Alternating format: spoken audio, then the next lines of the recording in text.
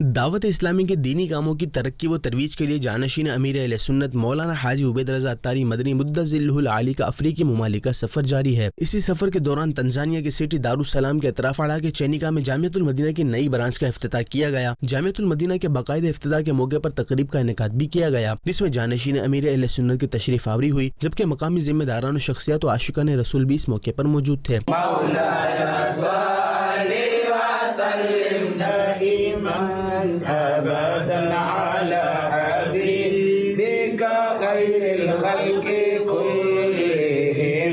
مولانا حاجی عبید رضا عطاری مدنی نے اس موقع پر جامعۃ المدینہ کے طلباء کرام کو درسی کتاب سے ابتدائی سبق بھی پڑھایا اور انہیں دعاؤں سے بھی نوازا، جبکہ اختتام پر صلاۃ و سلام پڑھا گیا۔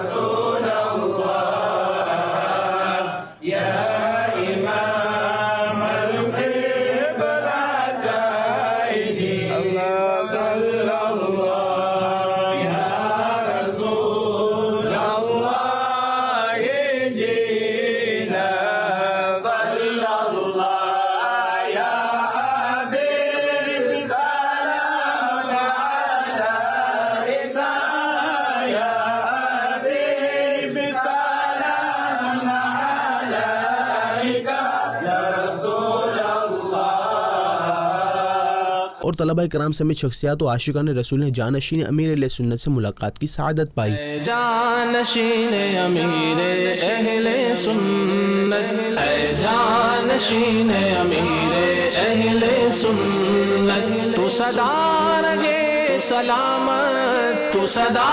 رہے سلامت، تو صدا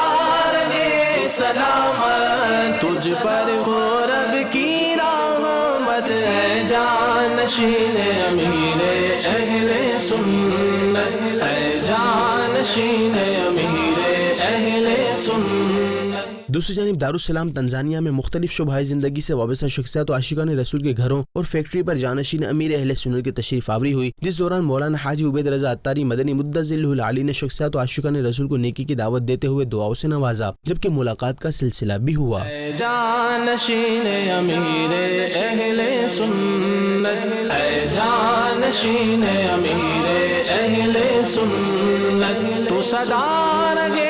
سلامت، تجھ پر ہو رب کی رحمت، اے جانشین امیر اہل سنت۔